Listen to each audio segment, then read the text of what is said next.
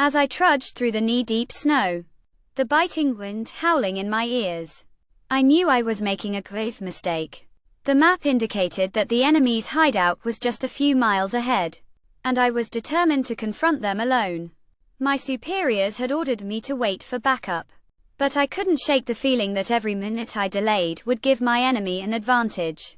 I had been tracking them for weeks, and I knew that this was my only chance to finally bring them to justice. The memories of our past encounters still haunted me.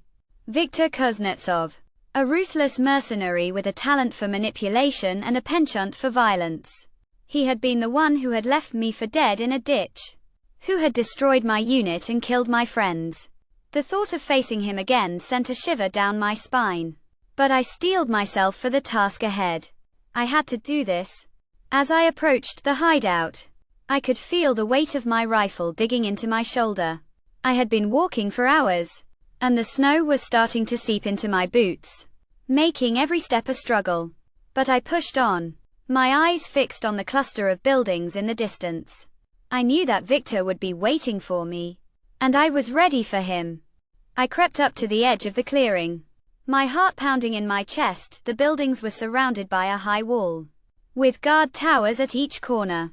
I could see the glint of metal in the fading light, and I knew that I was in for a fight. I took a deep breath, and then I charged. I sprinted across the clearing, my rifle at the ready. The guards spotted me immediately, and a hail of bullets ripped through the air. I ducked behind a snowbank, returning fire as I went. But there were too many of them, and I knew that I wouldn't be able to hold out for long. Just as I was starting to think that I had made a fatal mistake, I heard a strange noise coming from the trees. It sounded like the howl of a wolf, but it was too loud, too fierce. I peeked over the snowbank, and that was when I saw her. A massive grizzly bear, its fur matted with snow, its eyes fixed on the guards. The bear charged, its massive paws swiping through the air. The guards were caught off guard, and they didn't stand a chance. The bear tore through them, its claws ripping through their bodies like paper.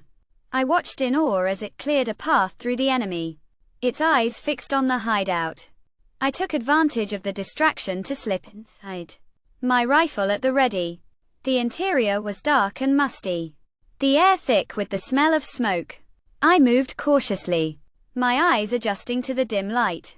And then I saw him. Viktor Kuznetsov was standing in the center of the room, a sneer on his face. He was holding a hostage, a young woman with a look of terror in her eyes. I raised my rifle, my finger tightening on the trigger, but Viktor just laughed. "You'll never take me alive," he spat, and then he pulled the trigger. The sound of the gunshot was deafening, and I felt a surge of fear. But it wasn't me who had been hit. The hostage had been shot, and she was slumping to the ground. I reacted instinctively, my rifle firing before I even realized what I was doing. Victor's body jerked backwards, a look of shock on his face. And then he was falling, his body crashing to the ground. I stood over him, my chest heaving with exertion. I had done it. I had finally brought him to justice. But as I looked down at the hostage, I felt a pang of regret. She was dead, and I knew that I would never be able to forgive myself for not acting sooner. The bear had saved my life, but it had also reminded me of the true cost of war. I stood there for a long time, my eyes fixed on the body, my mind reeling with the consequences of my actions.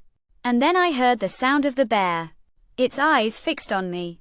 I knew that I owed it my life, and I nodded in gratitude. The bear nodded back, its eyes glinting in the dim light. And then it turned and lumbered away, disappearing into the trees. I was left alone, the silence of the wilderness closing in around me. I knew that I would never be able to shake the memories of this day, but I also knew that I had found a strange and unexpected ally in the bear. And as I walked away from the hideout, the snow crunching beneath my feet, I felt a sense of peace wash over me. I had faced my fears, and I had emerged victorious. But I knew that the true battle was only just beginning.